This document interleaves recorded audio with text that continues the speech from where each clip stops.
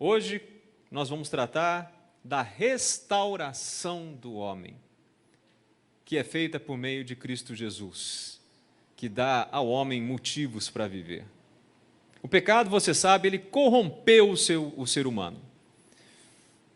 Desde que Adão e Eva pecaram, a humanidade sentiu as consequências do pecado e hoje nós temos esta natureza pecaminosa. Quando eu digo que o pecado corrompeu o homem, eu quero dizer que tornou o homem diferente do que ele era originalmente. E quando eu me refiro ao homem, me refiro ao ser humano.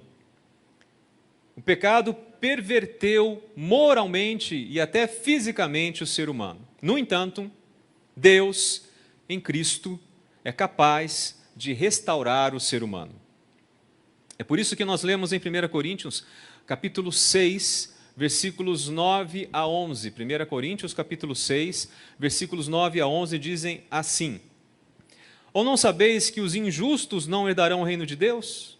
Não vos enganeis.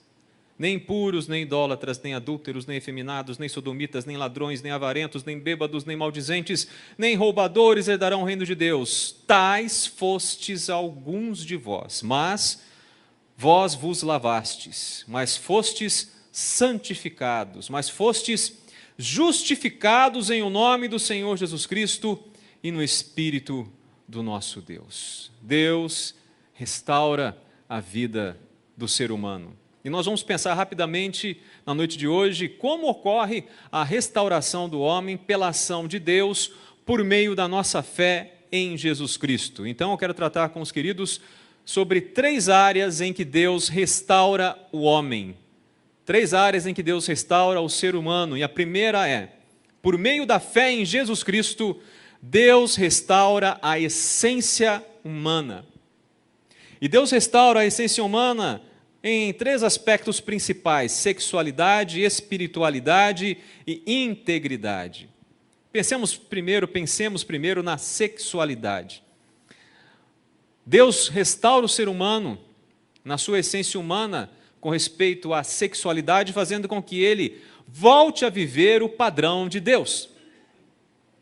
Leia comigo 1 Coríntios, abra aí a sua Bíblia, capítulo 7, eu gostaria de ler com vocês versículos 1, versículos 2, versículos 8 e versículo 9 de 1 Coríntios, capítulo 7. Quanto ao que me escrevestes, é bom que o homem não toque mulher.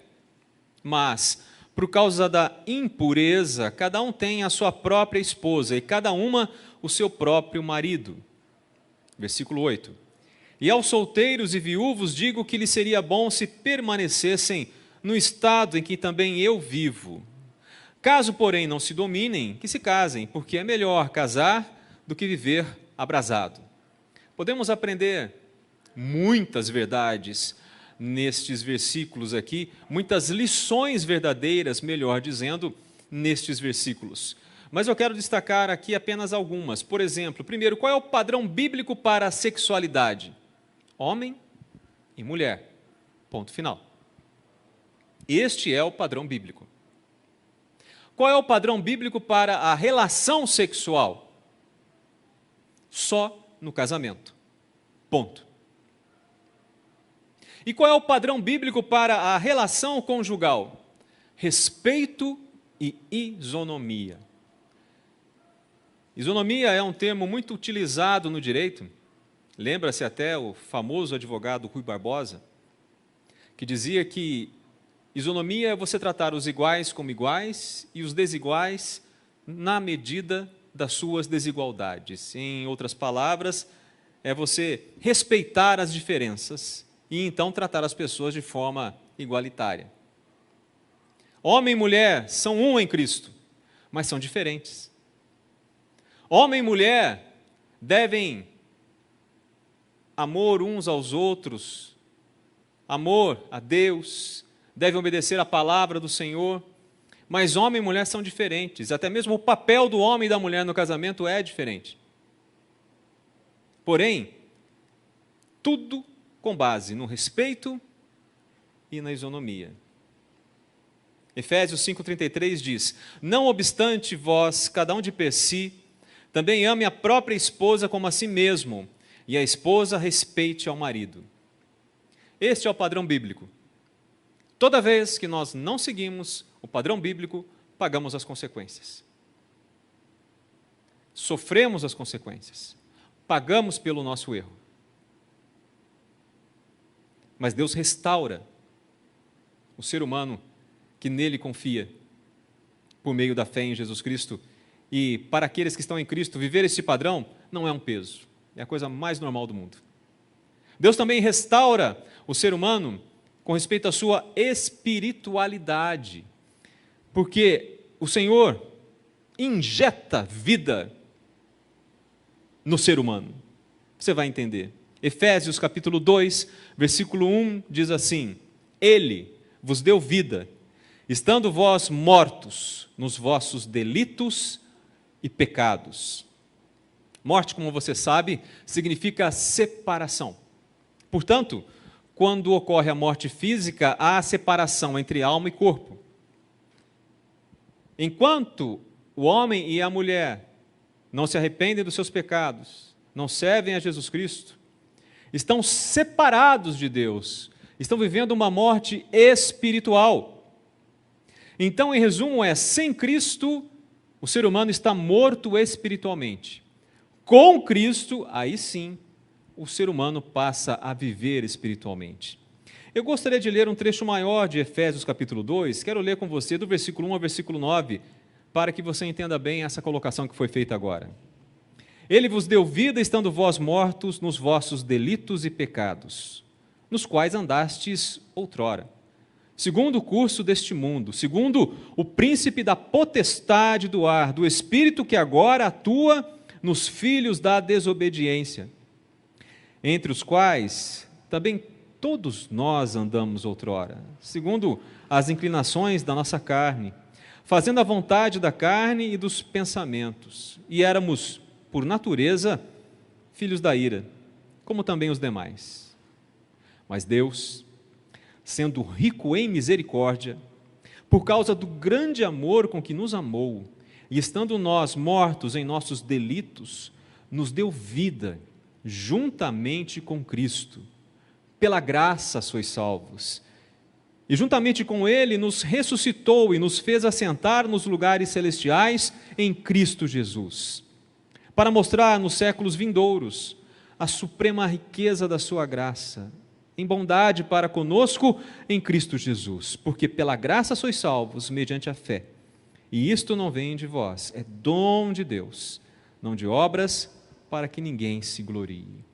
Deus nos dá vida em Cristo Jesus. Deus restaura a essência do ser humano também no aspecto espiritual. E Deus também restaura a essência humana na sua integridade. Eu quero dizer, na reconstrução da imagem de Deus na nossa vida.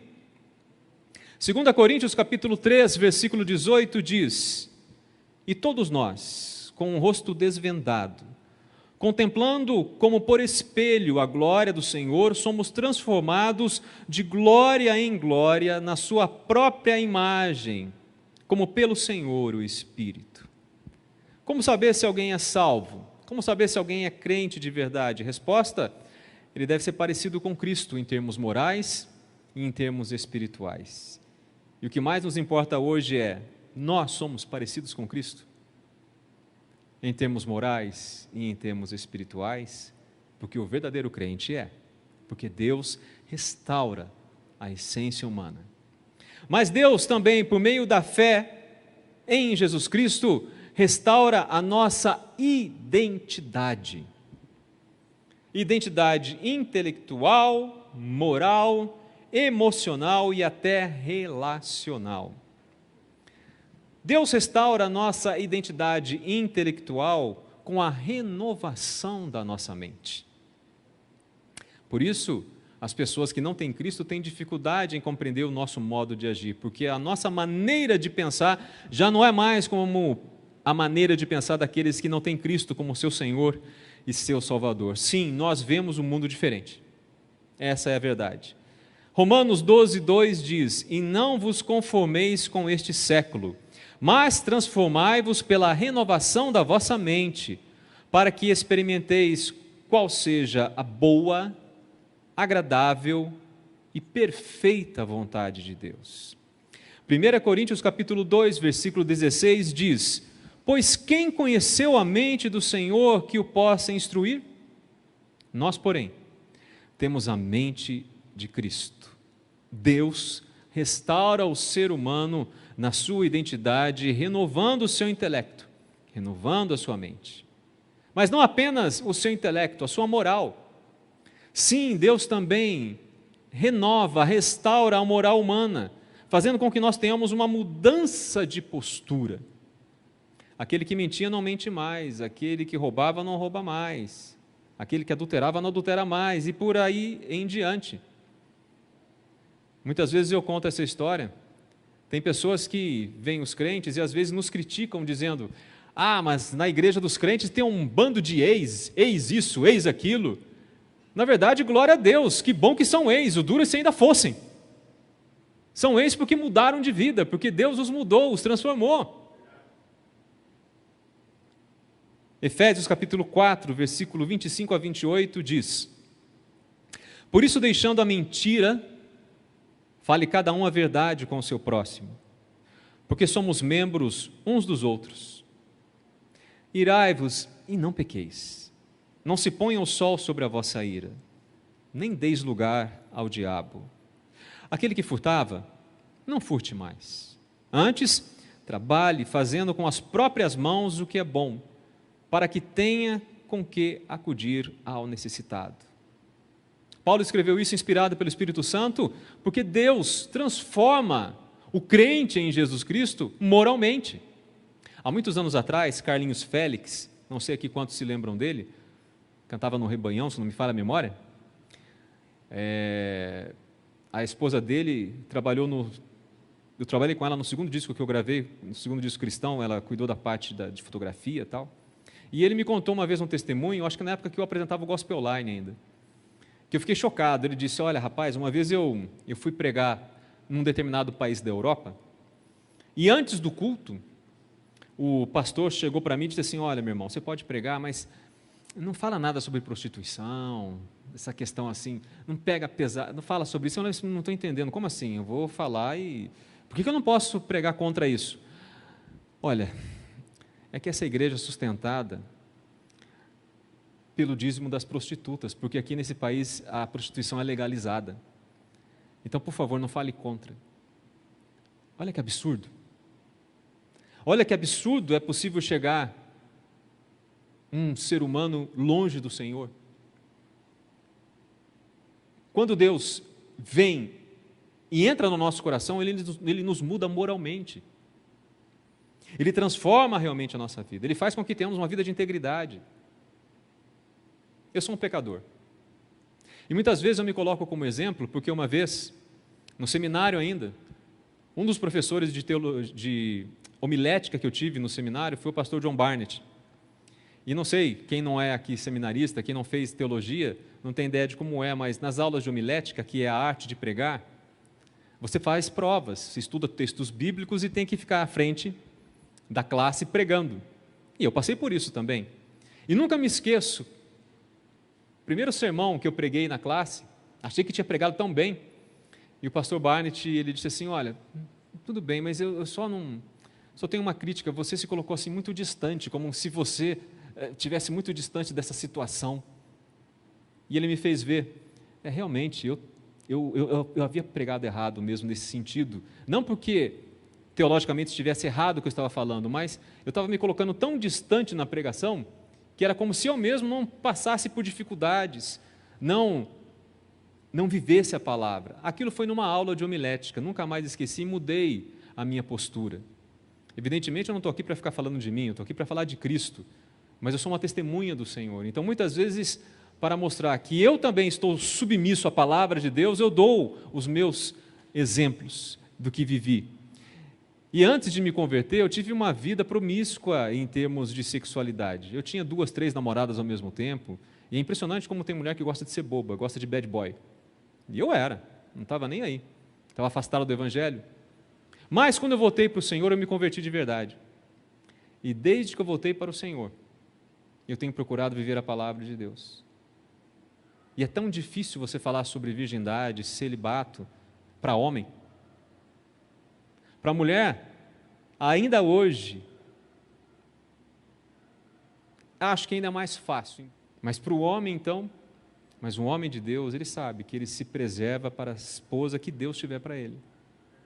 E se Deus não tiver uma esposa para ele, ele não vai ficar pecando contra o Senhor, porque Deus o mudou moralmente. É uma luta diária, não é fácil. Mas o Espírito Santo nos molda. Como saber se alguém é crente? Essa pessoa mente. Essa pessoa não é confiável. Será que ela é crente mesmo? E nós somos crentes de verdade, amados? Nós temos nos portado como crentes verdadeiros? A nossa moral realmente demonstra que somos servos do Senhor? Porque nós devemos ter uma vida de integridade. Veja o Salmo 15. Que interessante o desafio que o salmista nos faz. Quem, Senhor, habitará no teu tabernáculo? Quem há de morar no teu santo monte? O que vive com integridade e pratica a justiça, e de coração fala a verdade. O que não difama com sua língua, não faz mal ao próximo, nem lança injúria contra o seu vizinho. O que a seus olhos tem por desprezível ao réprobo, mas honra aos que temem ao Senhor. O que jura com dano próprio e não se retrata.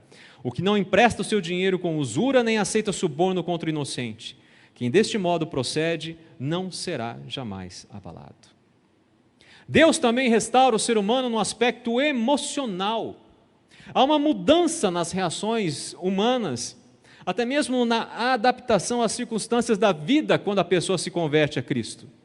Efésios 4, versículos 31 e 32 diz: longe de vós toda amargura e cólera, e ira, e gritaria, e blasfêmias, e bem assim toda malícia, antes sede uns para com os outros benignos, compassivos, perdoando-vos uns aos outros, como também Deus em Cristo vos perdoou. Deus muda a sua maneira de agir, muda as tuas reações. Amado, se você é a mesma pessoa que você era 10 anos atrás, antes da sua conversão, alguma coisa está errada, porque o Espírito Santo tem que ter movido alguma coisa na tua vida, se você é crente. Há um processo de santificação. Novamente, um testemunho. Gente, quando eu estava no meio artístico, eu falava muito palavrão. Mas falava palavrão demais. Na época, havia um remédio chamado Teodane, outro chamava Dimetap, para quem sofria de rinite alérgica. Eu vivia no meio de pessoas que fumavam o tempo todo. Eu nunca fumei. Nunca usei drogas. Mas eu ficava no meio dessas pessoas. Então, e a minha rinite alérgica, quem convive comigo sabe, eu sou muito alérgico, eu tenho alergia até a chocolate, acreditem. Eu espirro, é uma coisa ridícula, eu fico espirrando. Então, quando eu ia trabalhar e sabia que ia estar nesse ambiente, de antemão, previamente, eu tomava esses remédios. Então, eu era cabeludo, cabelo pelo ombro, com meus 18, 19 anos, tomando esses remédios contra a alergia, ficava com aquele olhar morteiro, falando palavrão, era um drogado. As pessoas tinham medo de mim. Quando eu me converti, Deus me transformou de uma forma maravilhosa. Eu não sou perfeito, de vez em quando eu penso alguns palavrões. E talvez aí nesses quase 30 anos que eu sirvo ao Senhor, eu devo ter falado aí uma meia dúzia ou mais. Mas há muitos anos eu não falo mais, há muito tempo Deus limpou minha boca. Limpou minha boca. E eu não sou melhor que ninguém. Deus transforma, Deus muda. E mais, Deus vai nos dando assim uma adaptação às circunstâncias da vida. Que você olha às vezes um crente passando uma dificuldade tão grande, como aqui na igreja eu já tive amigos passando por enfermidade, que você olha para eles assim e você fala, mas esse cara não está passando por nada. Mas ele está firme porque Cristo é com ele. Algo que outras pessoas estariam desesperadas, você vê às vezes crentes enfrentando o câncer, com um sorriso nos lábios, adorando ao Senhor. Crentes às vezes passando dificuldade financeira e dando glória. Isso se chama resiliência, a capacidade de se recobrar se adaptar às mudanças da vida. Crente é assim.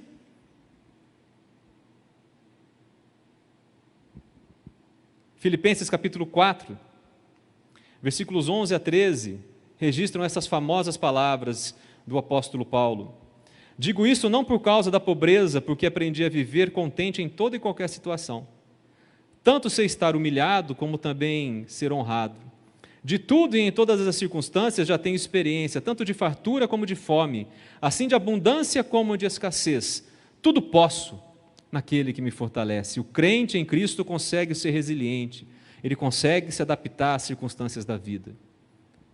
E Deus também transforma o ser humano no aspecto relacional, nas relações. Uma vez me disseram, olha, quando você não souber o que pregar, apenas leia a Bíblia. É melhor ler a Bíblia do que falar bobagem às vezes. Porque a Bíblia, a palavra de Deus, ela é poderosa, ela tem poder. E este texto que eu vou pedir para que vocês abram agora, ele é autoexplicativo. Ele demonstra claramente como Deus transforma o ser humano nas suas relações. Tiago, capítulo 3, versículos 13 a 18. Tiago, capítulo 3, versículos 13 a 18. Quem entre vós é sábio e inteligente? Pergunta aqui o apóstolo. Mostre em mansidão de sabedoria, mediante condigno proceder as suas obras. Eu vou repetir, quem entre vós é sábio e inteligente? Quem? Mostre em mansidão de sabedoria, mediante condigno proceder as suas obras. Se pelo contrário tendes em vosso coração inveja amargurada e sentimento faccioso, nem vos glorieis disso, nem mintais contra a verdade. Esta não é a sabedoria que desce lá do alto, antes é terrena, animal e demoníaca. Pois onde há inveja e sentimento faccioso, aí há confusão, e toda espécie de coisas ruins. A sabedoria, porém, lá do alto é primeiramente pura, depois pacífica, indulgente, tratável, plena de misericórdia e de bons frutos, imparcial, sem fingimento. Ora, é em paz que se semeia o fruto da justiça para os que promovem a paz. É isso que Deus faz com aquele que entrega a sua vida a Ele. Ele é restaurado até no aspecto da sua relação com as pessoas. Não tem mais esses problemas terríveis de ficar sentindo inveja, sentimento faccioso, ficar criando confusão. Não, ele clama por sabedoria. Não tem aquela inveja amargurada. Ele não é perfeito, mas ele é dependente de Deus. Ele busca cada vez mais e mais contato com o Senhor. E nos primeiros sinais que algo ruim pode acontecer no seu coração, como ele está em comunhão com Deus, o Espírito Santo vai falando ao coração dele, vai tratando com ele, ele vai se arrependendo, vai orando e vai mudando, e jamais volta a ter um comportamento como esse, porque ele sabe que é errado, e porque ele foi transformado pelo Senhor. Há um mover sobrenatural na sua vida. Por isso é tão bom estar junto com um crente, e por isso é tão ruim estar com pessoa que diz que é crente e não é. Porque você vai esperando tanto dela e ela não dá aquilo que só os crentes em Jesus possam dar. E por último, Deus restaura o ser humano por meio da fé em Cristo Jesus da seguinte forma: Deus restaura o nosso propósito de vida. A partir do momento que você se converte, você entende que você deve viver para glorificar a Deus em tudo que você fizer, em tudo. Efésios 3, 20 e 21.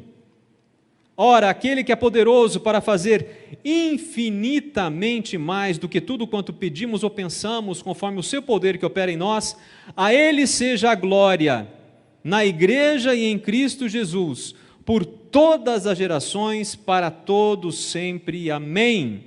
Tudo para a glória de Deus. O trabalho na sua igreja local, para a glória de Deus.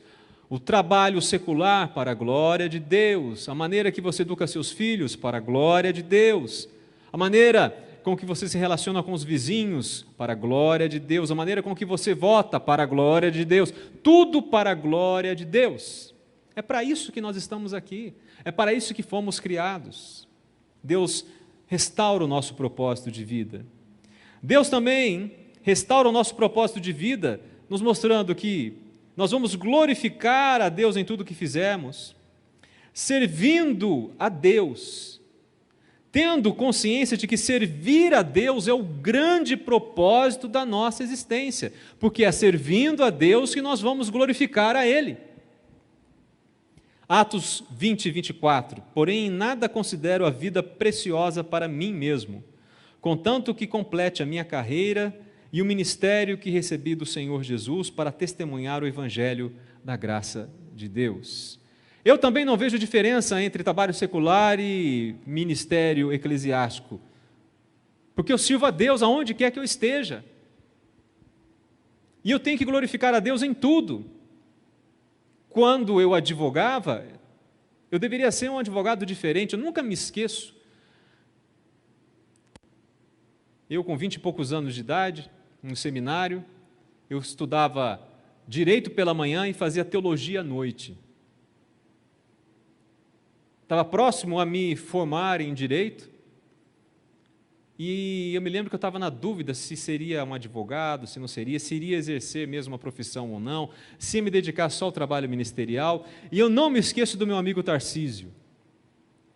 Eu compartilhei com ele, falei, rapaz, aqui falam tão mal de advogado, que advogado é mentiroso, isso e aquilo, e eu não sei se eu tenho que ser, não sei se eu devo ser advogado, e ele me disse, se você for um advogado, você deverá ser um advogado diferente.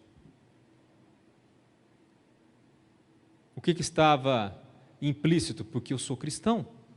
Se eu sou cristão, eu tenho que ser um advogado cristão, que vai ser diferente dos outros advogados. Não vai agir como os outros advogados, no caso, os maus advogados agem. Eu falei, é verdade. Se Deus me fizer advogado, é para eu ser um advogado diferente. E eu sou advogado. E o meu modelo na advocacia é o meu próprio Senhor Jesus Cristo, porque é o meu advogado nos céus. Deus muda. Deus mostra que você deve servir a Ele em todo lugar.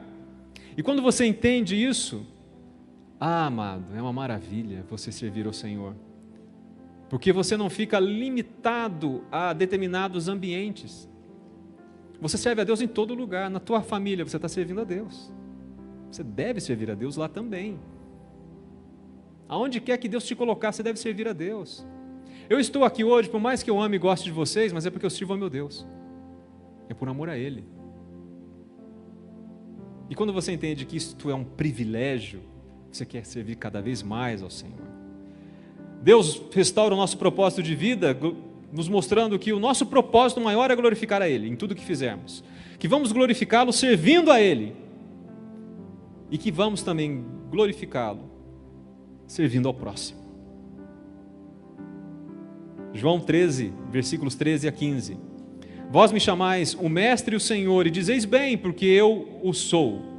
Ora, se eu, sendo o Senhor e o Mestre, vos lavei os pés, também vós deveis lavar os pés uns dos outros, porque eu vos dei o exemplo para que, como eu fiz, façais vós também. Hebreus 13:16.